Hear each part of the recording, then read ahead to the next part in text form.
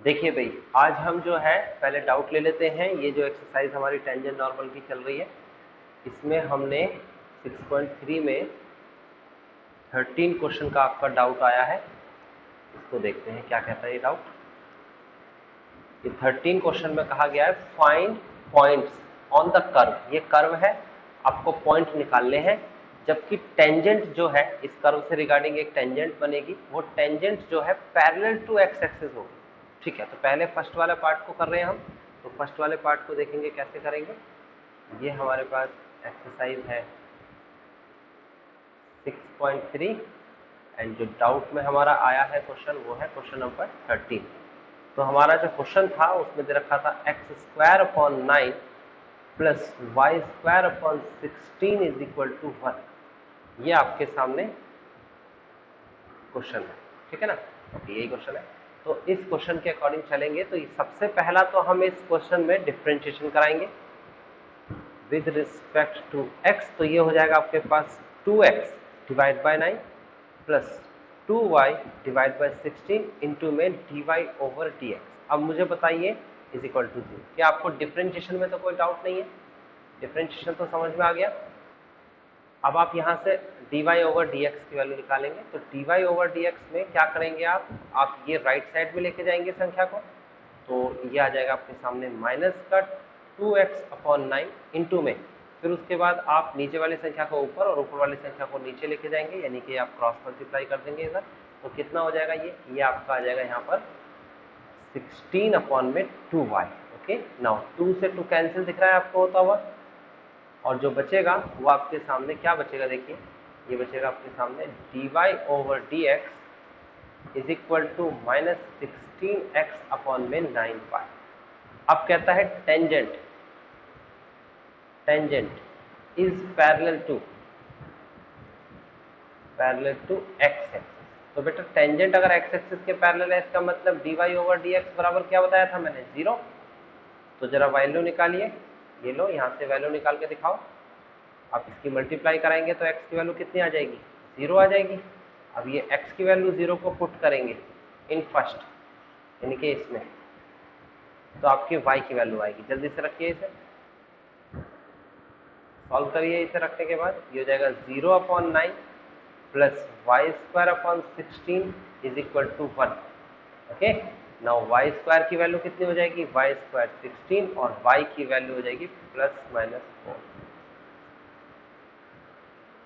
ये 13 क्वेश्चन का पहला पार्ट आ गया, जिसमें पॉइंट हमारा निकल के आया 0 और ±4, और यहाँ पैरेलल टू एक्स एक्सिस था। अब इसका दूसरा पार्ट भी है हमारे पास, और दूसरे पार्ट के अंदर आपसे क्या कहता है, आप इसको गौर से देखेंगे तो समझ में आएगा। यहाँ कहता है पैरेलल टू वाई एक्सिस, और जब भी वाई एक्सिस के पैरेलल होगा तो हम क्या करेंगे, तो हम यहाँ पर जो dy/dx हमारे पास आया था लिखेंगे सेकंड में, if tangent is parallel to y axis. अगर टेंजेंट y एक्सिस के पैरेलल है then dy/dx is equal to 1/0 बताया था। इस हिसाब से हमारा जो बना है आंसर, जो डिफरेंशिएशन आया था वो क्या बना था यहाँ पर, dy/dx ये है हमारे पास, ये dy/dx तो -16x/9y -16x/9y is equal to 1/0। आप यहाँ पर भी क्रॉस मल्टीप्लाई लगाइए, यानी कि x की मल्टीप्लाई 0 के साथ और 9y की मल्टीप्लाई 1 के साथ। तो फाइनली आंसर आ जाएगा 9y is equal to 0 and y is equal to भी 0। अब y इक्वल टू 0 आ गया तो इसे पुट करेंगे इन फर्स्ट इक्वेशन। जो हमारा कर्व था उसमें है आपके पास x² / 9 प्लस y की जगह 0² / 16 इज इक्वल टू 1। ये पूरी संख्या 0 हो गई। देन बचेगा हमारे पास x² / 9 एन इज इक्वल टू 1। आप 9 की मल्टीप्लाई कराएंगे तो x² is equal to 9 and then finally x की वैल्यू आ गई ±3। Now points are 0 and ±3। तो आपने समझा कि अगर उस कर्व में tangent parallel to x axis है तो पॉइंट आपका क्या आएगा, पॉइंट आएगा ये, यानी कि 0 और ±4। अगर पैरेलल टू वाई एक्सिस है तो हमारे पास पॉइंट आएगा ये 0 और ±3। और कोई डाउट है तो बताइए। हमने होमवर्क में दिया था ये क्वेश्चन 13 और होमवर्क में दिया था ये क्वेश्चन 14, तो 14 के सारे पार्ट हो गए। ये होमवर्क था, मैंने इसका पहला क्वेश्चन करके दिखाया था आपको, कहा था इसी जैसे सारे क्वेश्चन करने हैं। अगर कोई क्वेश्चन में डाउट है तो मुझसे पूछिए। ये 5th क्वेश्चन की प्रॉब्लम में आपसे क्या कहा है, find the equation of tangent and normal, यानी कि टेंजेंट की इक्वेशन निकालनी है और नॉर्मल की इक्वेशन निकालनी है। आपको गिवन है कर्व, ये देखो कर्व दे रखा है, ट्रिग्नोमेट्रिक कर्व बनेगा ये, x is equal to cos t और y is equal to sine t और t की वैल्यू दे रखी है π/4। तो ये प्रॉब्लम पूछी है मेरे से, इसको देखते हैं हम कैसे करेंगे। टेंजेंट की और नॉर्मल की इक्वेशंस बनानी है। तो क्वेश्चन कुछ इस तरीके से होगा। ये हमारे पास क्वेश्चन नंबर 14 का 5th पार्ट चल रहा है और इसमें आपके सामने दे रखा है x is equal to cos t and then y is equal to, आपको दे रखा है साइन टी।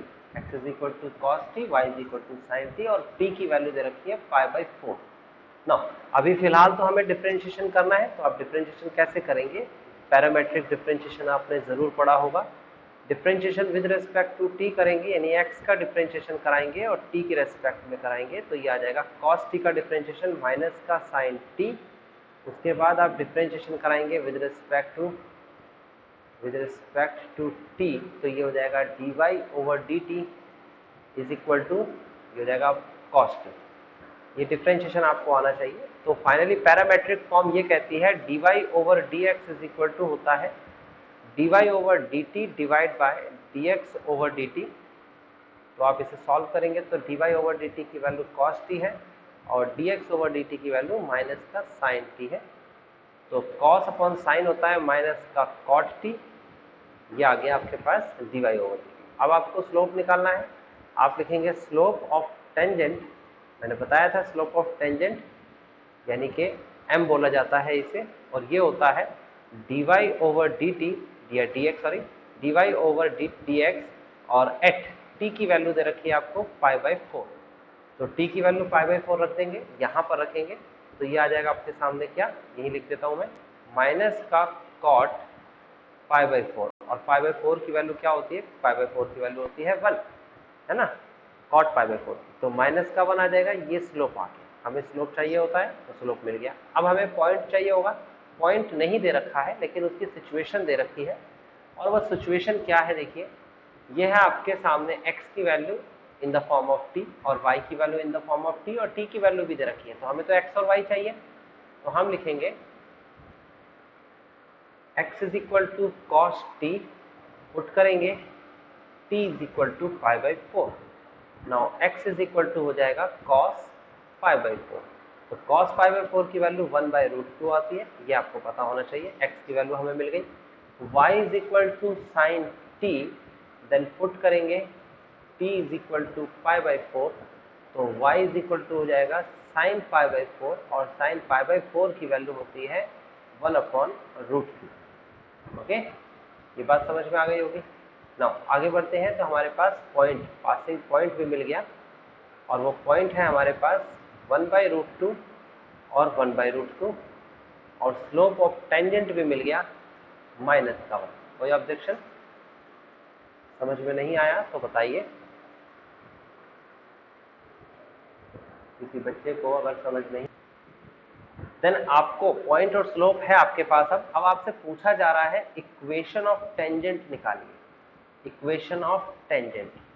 जिसने अभी तक भी फॉर्मूले नहीं पढ़े हैं तो वो प्रीवियस वीडियोस को जाके देख लें जो रिकॉर्डेड है, इससे लास्ट क्लास में बताया था introduction of tangent and normal के अंदर।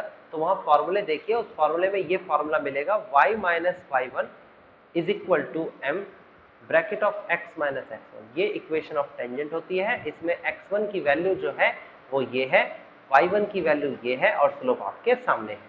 तो आपको बस वैल्यू पुट करनी है और आंसर आ जाएगा y minus 1/√2 bracket close is equal to -1 x minus 1/√2 bracket close. तो आप क्या करेंगे, इसे आप इसे सॉल्व कर देंगे, ये आ जाएगा आपके पास, एलसीएम ले लेते हैं पहले, √2y minus 1/√2 is equal to -1, यह आ जाएगा √2x माइनस 1/√2।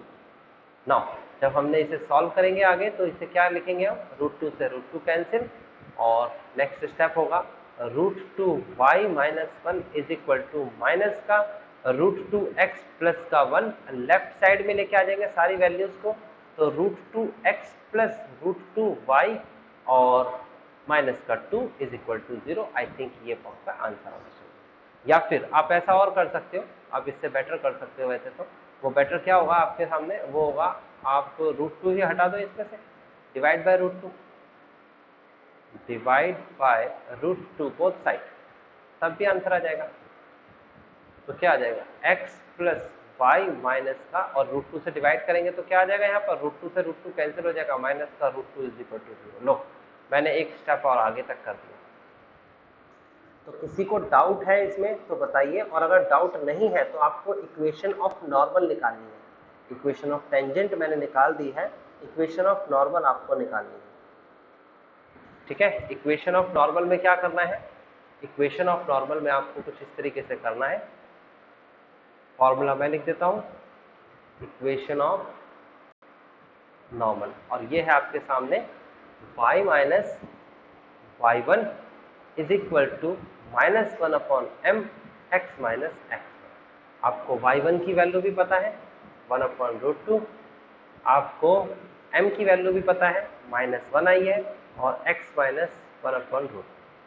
नाउ माइनस से माइनस कैंसिल हो जाएगा, देन फाइनली आपका आएगा y minus 1 upon √2 is equal to x minus 1 upon √2, और आप देखेंगे तो 1 अपॉन √2 से 1 अपॉन √2 भी कैंसिल हो जाएगा। Then this is the equation of normal. तो दोनों इक्वेशंस पूछी थी और दोनों इक्वेशंस निकाल ली है। किसी को डाउट है तो बताएं। किसी प्रकार का कोई डाउट समझने में परेशानी तो आप बता सकते हैं। लाइव क्लास है, आप लाइव क्लास का फायदा ले सकते हैं। चलिए अब चलते हैं हम अपने उस इम्पॉर्टेंट क्वेश्चन में, जो कि अगर अभी तक के कराए हुए चीज़ों को नहीं समझ पाया है, कैसे इक्वेशंस निकल रही है, क्या टेंजेंट नॉर्मल होता है, या फॉर्मूले से कनेक्टिविटी उसकी नहीं हो पाई है, तो फिर ये क्वेश्चंस आगे के उनसे नहीं हो पाएंगे। लेकिन अगर कनेक्टिविटी हो गई है तो मैं कोशिश करूंगा समझाने की, और आप बिल्कुल कोशिश करिएगा कि इसे समझा जाए। ये समझने वाले क्वेश्चंस आ गए हैं। ये है 15 क्वेश्चन। क्वेश्चन में क्या लिखा हुआ है पहले इसको पढ़ लेते हैं, फिर इसको सॉल्व करेंगे। लिखा है find the equation of the tangent line, यानी कि टेंजेंट लाइन की इक्वेशन फाइंड करनी है टू द कर्व। आपको एक कर्व दे रखा है, ओके। कहते हैं which is parallel to a line this. अब फिर ए पार्ट की तरफ ध्यान देंगे first, parallel to the line this. अभी जरा एक क्वेश्चन मेरे से आपके पास है, आपसे पूछूंगा मैं, और वो ये पूछूंगा कि विच का मतलब क्या होता है, what is the meaning of which. तो आप इंग्लिश का बताने लग जाएंगे कि विच का मतलब होता है जो। इंग्लिश का हिंदी ट्रांसलेशन तो यही होता है ना, लेकिन मैं कहूंगा इस विच का मतलब जानिए, सही से जानिए कि यहां पर किसको कह रहा है, कि किसको ये इंडिकेट कर रहा है विच, ये किसको इंडिकेट कर रहा है, बताइए जरा। इसका इंडिकेशन इसके किसको बता रहा है, विच कह किसको रहा है ये।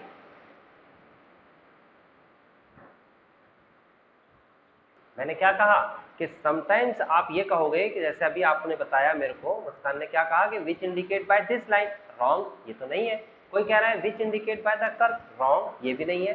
तो यहाँ विच किसको इंडिकेट कर रहा है, which indicate by the tangent line, यानी कि टेंजेंट लाइन को विच बोला है।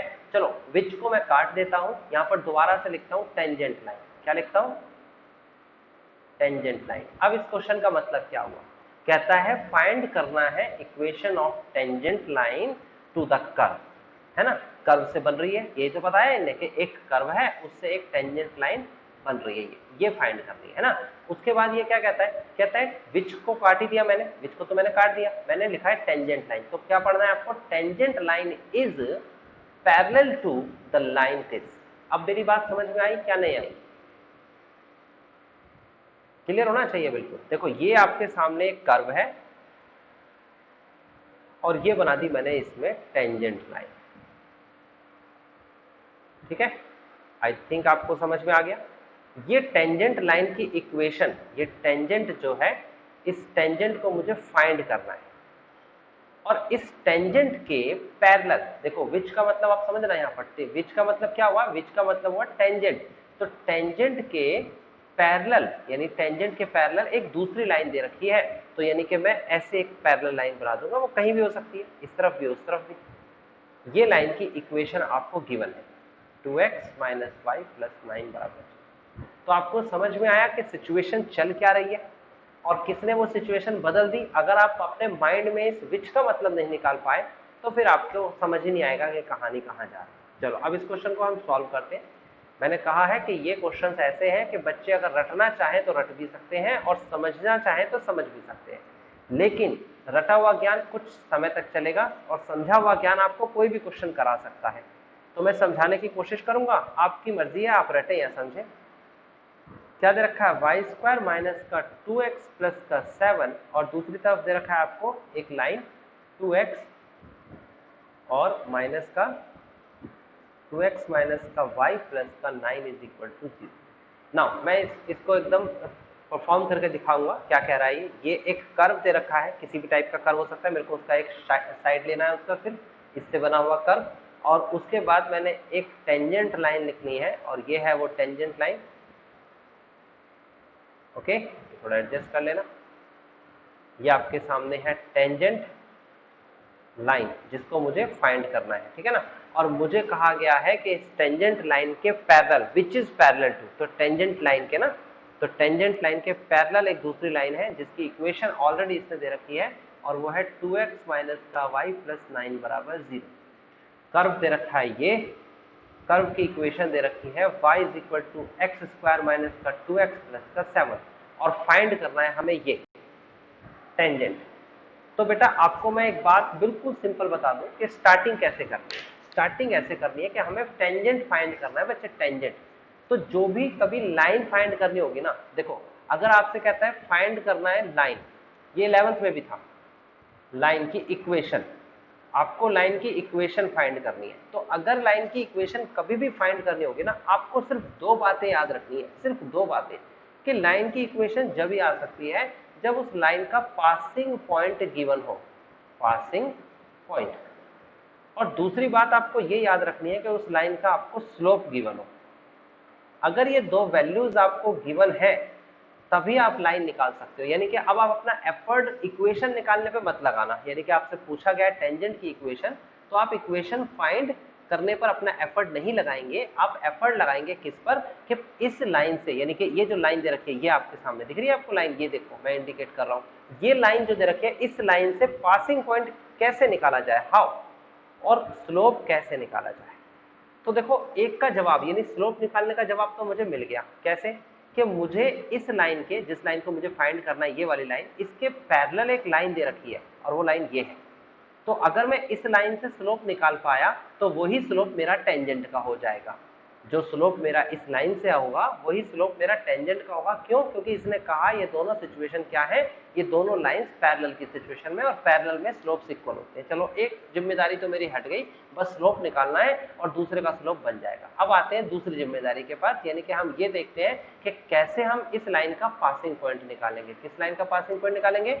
इस वाली लाइन का। तो देखो ये एक पॉइंट है बीच में जिसे टेंजेंट पॉइंट कहते हैं, ये लाइन का पॉइंट भी है और यही पॉइंट कर्व का पॉइंट भी है ना।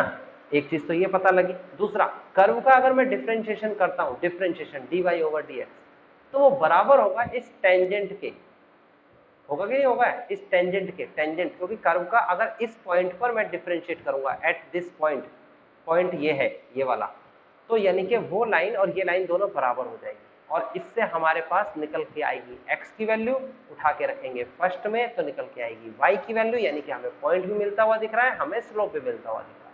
ये मैंने आपको ब्रीफ किया, ये मैंने आपको कहा कि आप अपने आप को कैसे समझाएंगे एग्जाम में जब बैठे होंगे और क्वेश्चन इस टाइप का होगा, बस आपके दिमाग में उससे रिलेटेड इमेज आनी चाहिए। अगर कोई दिक्कत है इमेज में तो मेरे से अभी आप अपना डिस्कशन कर सकते हो, मैं आपको अभी समझा सकता हूँ कि आपको कोई डाउट है तो। इमेज बिल्कुल क्लियर है? देखिए अब हम क्या करते हैं, इसको प्रैक्टिकल करने की कोशिश करते हैं एक एक करके, है ना। तो देखो कैसे करेंगे हम प्रैक्टिकल। देखो सबसे पहला काम तो मुझे क्या करना है, मुझे लिखना है सॉल्यूशन में, और सॉल्यूशन में क्या लिखना है, dy/dx लिख लेते हैं, यानी कि मैं डिफरेंशिएशन करूंगा विद रिस्पेक्ट टू x। आपके सामने इक्वेशन कर्व की दे रखी है, तो ये हो जाएगा dy/dx इज इक्वल टू, ये हो जाएगा आपके पास 2x माइनस का 2। आपने इसका डिफरेंशिएशन करा है 2x माइनस का 2, इसको यही छोड़ देंगे, अभी इसके साथ कुछ नहीं करते, ठीक है ना। ये कर्व का आपने डिफरेंशिएशन कर दिया। उसके बाद दूसरी इक्वेशन आपको दे रखी है 2x माइनस का y प्लस का 9 इज इक्वल टू 0। आप इसका डिफरेंशिएशन करके स्लोप निकालेंगे, स्लोप ऑफ लाइन। और कौन सी लाइन? इस वाली लाइन की बात कर रहा हूं मैं। तो आप डिफरेंशिएट करेंगे तो 2 इंटू 1 माइनस का dy ओवर dx प्लस का 0 इज इक्वल टू 0। और मैंने कहा है भाई इसमें दिक्कत नहीं होनी चाहिए आपको। अगर आपको सर आपको डिफरेंशिएशन भी अभी तक नहीं आया तो भाई मैं तो कुछ नहीं कर सकता, इसमें आपको सीखना ही पड़ेगा, है ना। आपको डिफरेंशिएशन तो सीखना ही पड़ेगा। तो आपका यहाँ पर आ गया स्लोप ऑफ लाइन। इसे हम स्लोप ऑफ टेंजेंट नहीं बोलेंगे, स्लोप ऑफ लाइन बोलेंगे, दैट इज 2। अब आपको क्या कहा है क्वेश्चन में, लिखेंगे बट अकॉर्डिंग टू क्वेश्चन में कहा गया है tangent is parallel to the line. जो लाइन का स्लोप हमने निकाल लिया है, साथ साथ कॉपी पे लिखते जाइए, tangent is parallel to the line. So यानी कि m मतलब tangent, slope of tangent is equal to slope of line. Slope of tangent slope of line के बराबर होगा, क्योंकि पैरेलल है। अगर परपेंडिकुलर होता तो क्या होता, रेसिप्रोकल करके माइनस से मल्टीप्लाई, वो भी आएगा अभी अगले क्वेश्चन में। अभी फिलहाल पैरेलल है। तो मेरे को स्लोप ऑफ टेंजेंट मिल चुका है। ये क्या है? Slope of tangent. अब उसके बाद मेरे को ये पता है एंड वी नो दैट, हम क्या जानते हैं, वी नो दैट, मैंने बताया था आपको slope of curve at a point is equal to slope of tangent. बताया था मैंने आपको ये, और क्यों होता है ये भी बताया था, है ना। तो स्लोप ऑफ कर्व जो दे रखा था वो हमारा डिफरेंशिएशन करके आया था, और ये रहा वो। और जो पॉइंट की बात मैं कर रहा हूँ वो पॉइंट ये है, और इस पॉइंट का नाम अभी मैंने x और y ले लिया है, जनरल पॉइंट बोलते हैं इसे। तो मैंने कहा इस पॉइंट पर जो स्लोप आया है वो क्या है फिलहाल, 2x माइनस का 2, और ये बराबर है स्लोप ऑफ टेंजेंट के, यानी कि 2 के। आप इसे सॉल्व करके x की वैल्यू बेहद आसानी से निकाल सकते हो। This is 4 and x is equal to 2। आपने ये जो वैल्यू है ये उठा के कहाँ रखनी है, पुट करनी है इन फर्स्ट। और मैंने कहा था कर्व में रखनी होती है, लेकिन आपको भी अपनी इंटेलिजेंस से दिखानी है कि जो x की वैल्यू है, यानी कि इसकी वैल्यू है, अगर मुझे y की निकालनी है, ये वैल्यू फाइंड करनी है, तो मुझे या तो इस वाली लाइन में रखनी पड़ेगी या टेंजेंट की लाइन में रखनी पड़ेगी। टेंजेंट की लाइन तो है नहीं, तो ये वाला जो है हमारे सामने कर्व है, हम इस लाइन में वैल्यू नहीं रख सकते। याद रखना, कई बच्चे कर देंगे गलत ये, वो कहेंगे कि सर फिगर तो बनाएंगे नहीं, वो कहेंगे सर ये लाइन है, यहाँ पर x की वैल्यू रखेंगे तो y की वैल्यू आसानी से निकल जाएगी, लेकिन वो गलत होगा। अगर आप इस वाले x की वैल्यू इस वाली लाइन में रखेंगे बेटा, तो ये वाला y कैसे आ जाएगा? ये तो लाइन अलग ही जा रही है ना, इस लाइन में थोड़ी पासिंग पॉइंट जा रहा है। तो ये बात याद रखना, इसलिए मैंने आपको एक नियम बताया था जो हर जगह एप्लीकेबल है, और वो ये है कि पॉइंट हमेशा कर्व से निकलता है। This is the equation of curve. तो आपको लाइन को देखना ही मत। तो आपको दे रखा है y is equal to x square minus का 2x प्लस का 7। y is equal to x square की जगह 2 का स्क्वायर माइनस का 2 इंटू 2 प्लस का 7। तो फाइनली आपके पास y इज इक्वल टू 7 आ गया। तो आपके पास पॉइंट आ चुका है, पॉइंट, है ना। अरे गलत कर देते हैं हम यार, हाँ ये आ गया आपके पास पॉइंट। और पॉइंट क्या आया है, 2 एंड 7, और स्लोप भी आ गया आपके सामने, और स्लोप m बोला जाएगा, ये आएगा 2। तो स्लोप ऑफ टेंजेंट है, पॉइंट है। निकालना क्या था आपको, निकालना था इक्वेशन ऑफ टेंजेंट। दो चीजों की जरूरत होती है, हमारे पास दोनों वैल्यूज है, ये x1 है, ये y1 है। फॉर्मूला हमारे पास होता है y minus y1 bracket of is equal to m x minus का x1। आप y माइनस का y1 की वैल्यू रखेंगे 7 इज इक्वल टू m की जगह पर 2, x माइनस का x1 की जगह पर 2, तो आप लिखेंगे y माइनस का 7 is equal to 2x minus का 4, एंड देन फाइनली इसे सॉल्व करेंगे तो राइट साइड में ले जाइए, 2x माइनस y प्लस का 3 is equal to 0। This is the equation of tangent. किसी को ऑब्जेक्शन है तो बताइए। अभी ये टॉपिक हमारा फिनिश नहीं हुआ, अभी हमारे पास एक और कंडीशन है, और वो कंडीशन क्या दे रखी है आपको, वो कंडीशन दे रखी है सेकंड। अब यहाँ पर और एक बात समझनी होगी, और बात तो वही है जो पहले समझी। अगर आपने चीजें समझ ली, और ऑब्वियस सी बात है मेरा काम समझाने का है, तो आपको बिल्कुल क्लियर हो जाएगा कि करना क्या है। ठीक है, चलिए नेक्स्ट पे चलते हैं। नेक्स्ट में क्या कहा गया है, देखो ये आपको दे रखी है वैल्यूज, ये find the equation of tangent. अब की बार टेंजेंट निकालना है टू द कर्व, इस कर्व से बना हुआ टेंजेंट। ऑब्वियसली बात है, टेंजेंट पूछ रहा है तो एक कर्व तो जरूर देगा भाई। अगर ये कर्व है और ये टेंजेंट है, इसकी बात पूछ रहा है, ठीक है, ये हमें फाइंड करना है। उसके बाद इसने क्या दिया है, उसने कहा है विच, और अब की बार विच का मतलब क्या है, विच का मतलब है कि टेंजेंट लाइन, यानी कि विच का मतलब टेंजेंट लाइन है, तो हम इसे मान के चलेंगे ये टेंजेंट लाइन लिखा हुआ है, यानी कि ये, यानी कि टेंजेंट लाइन इज, सेकंड वाला पढ़ो, परपेंडिकुलर टू द लाइन, यानी कि टेंजेंट लाइन जो है वो परपेंडिकुलर है इस लाइन पर। तो देखो ऐसे कह रहा है ना, ऐसे, ये दूसरी लाइन जो दे रखी है बेटा वो ये है ना, ये वाली लाइन, समझ में आती है आपको बात। इस बार परपेंडिकुलर दे दिया, कहां पर परपेंडिकुलर है ये नहीं बताया, वो नॉर्मल की शेप में जा सकता था, वो कहीं भी हो सकता था, मतलब परपेंडिकुलर मतलब परपेंडिकुलर। तो अब कंडीशंस थोड़ी थोड़ी बदल जाएगी। जैसे पैरेलल के केस में m1 बराबर m2 होता है, तो परपेंडिकुलर के केस में m2 बराबर -1/m1 होता है, बस इतना से ही तो बदलेगा, और बाकी सारी कहानी वही रहेगी। तो जल्दी से देखिए, इसे हर स्टूडेंट अपने अपने तरीके से करने की कोशिश करता है, बुक्स पे भी अलग अलग लिखा हुआ है, मैं आपको सीधा सीधा पैटर्न बता रहा हूं जिससे आप खुद भी कर सकते हैं।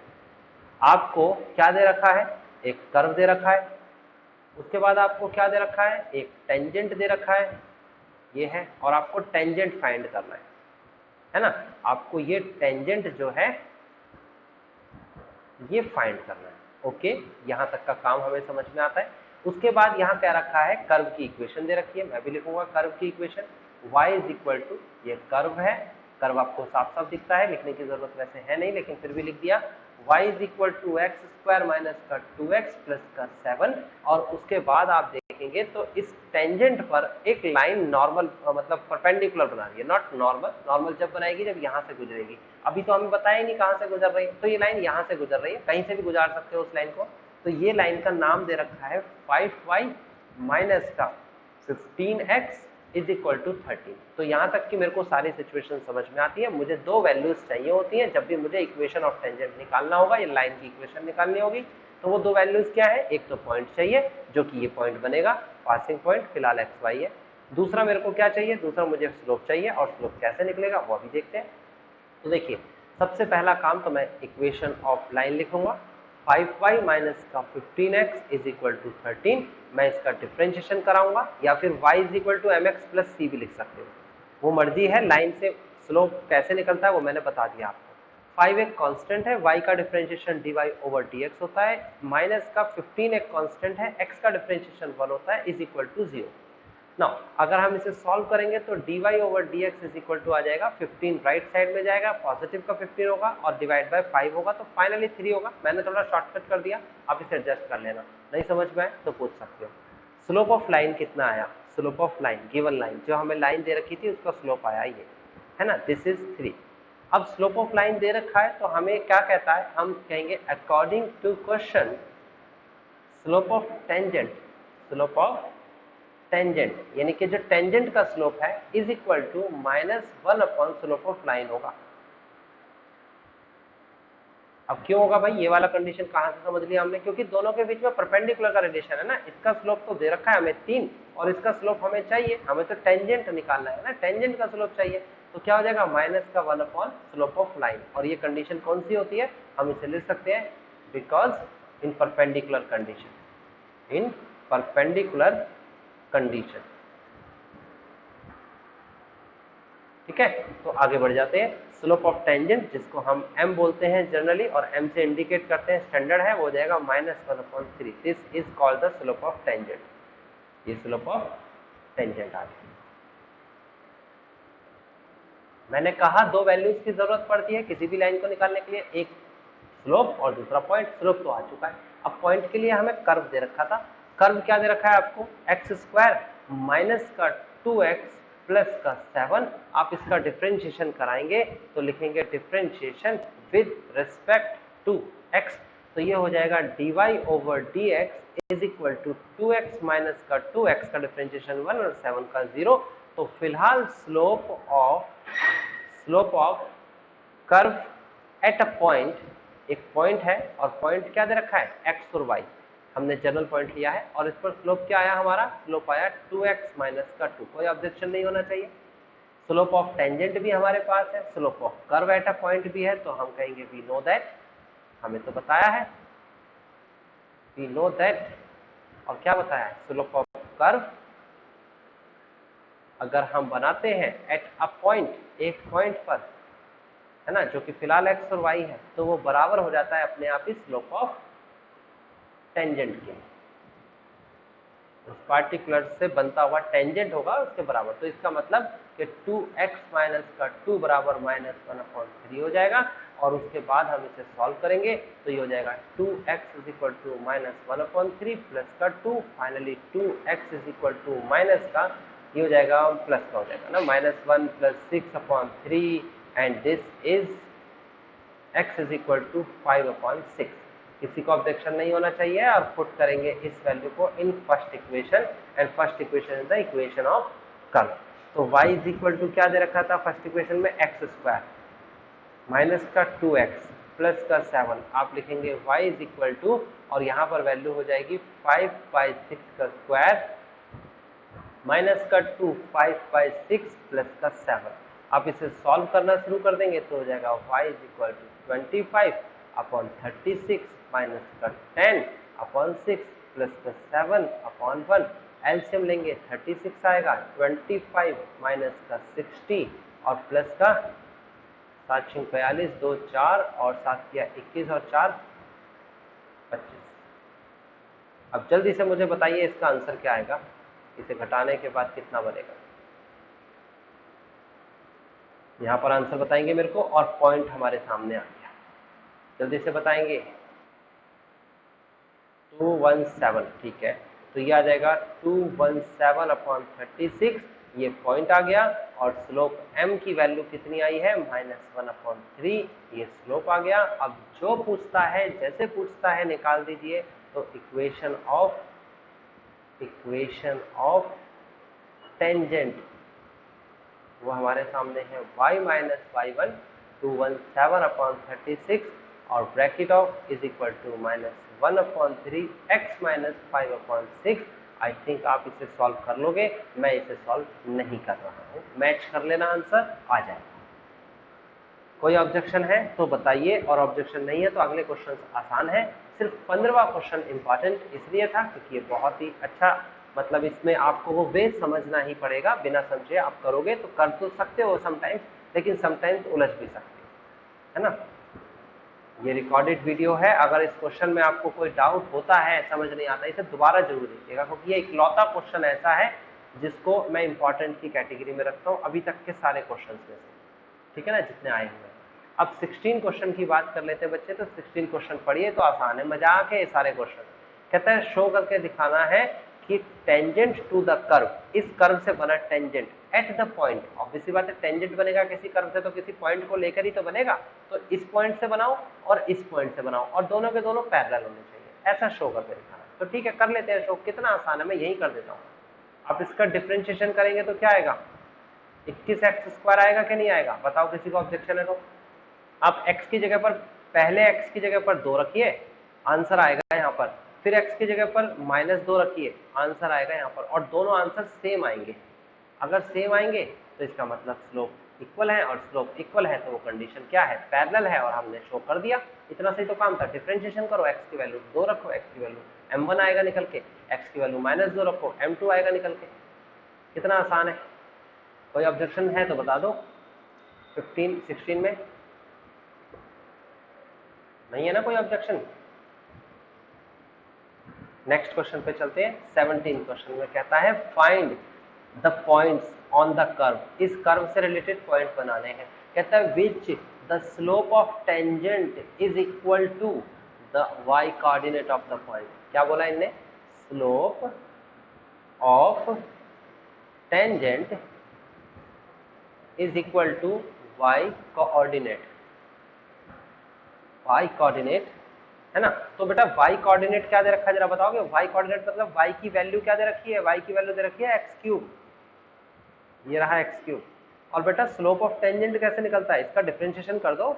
इसका डिफरेंशिएशन करेंगे तो क्या आएगा, dy/dx is equal to 3x²। एक पॉइंट पर, जिस पॉइंट का नाम है x और y, उस पर तो यही स्लोप ऑफ टेंजेंट होगा ना, 3x²।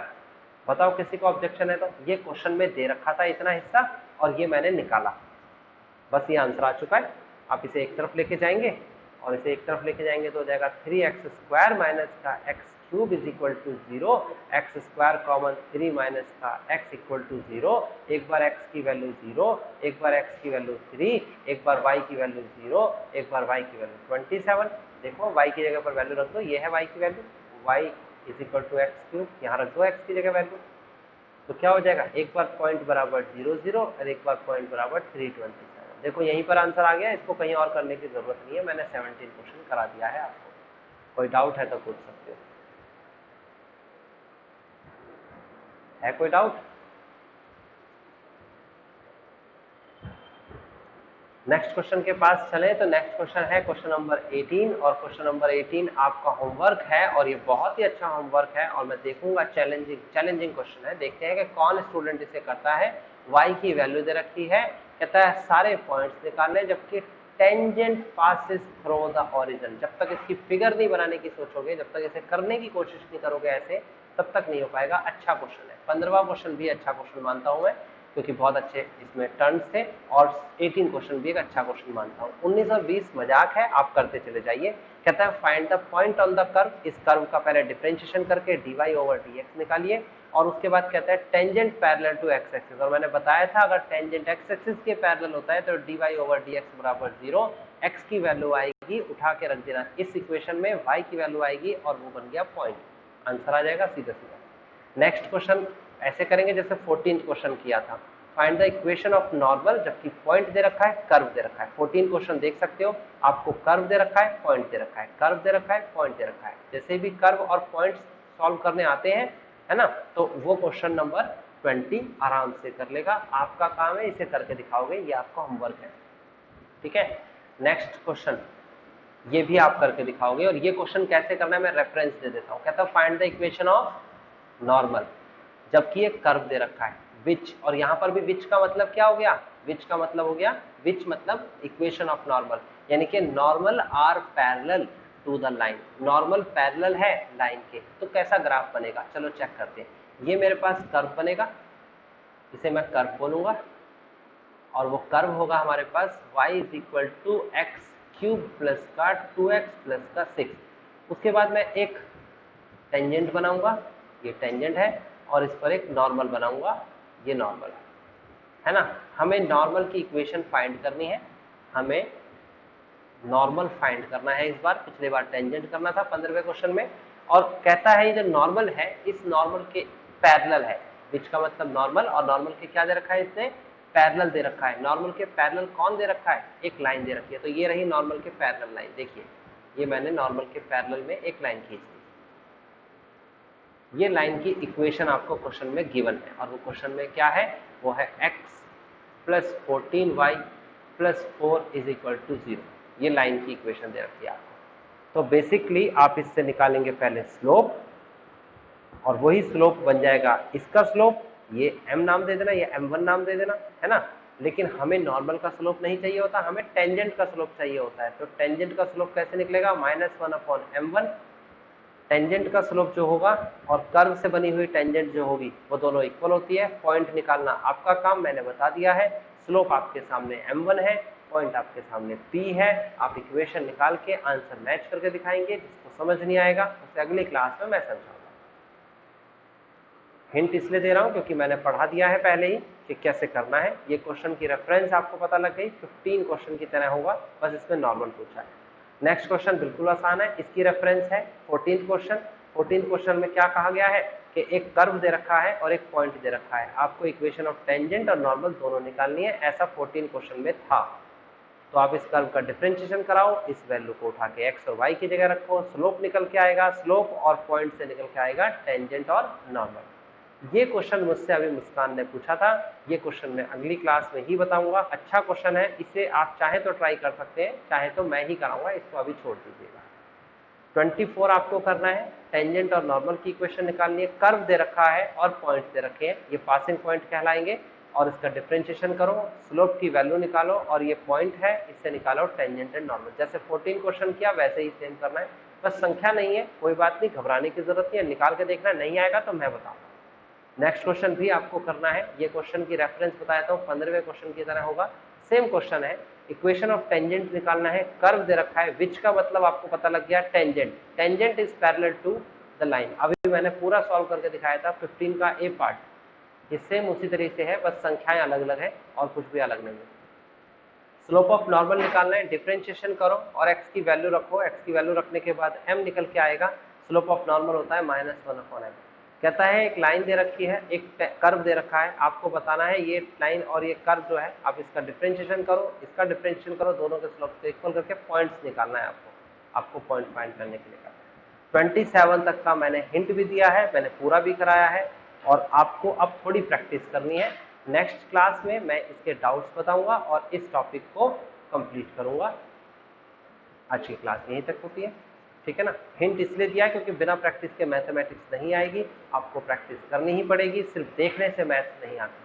तो मैंने आपको कुछ चीज़ें कराई, उस जैसा कुछ हिंट दिया, आप खुद से ट्राई करो और नेक्स्ट जो हमारी क्लास होगी उस क्लास में जाके आप देख लेना इसका सॉल्यूशन, जिसके डाउट्स आए होंगे उसको सॉल्यूशन मिलेगा, सब में डाउट्स आए तो सबके सॉल्यूशन दूंगा आपको।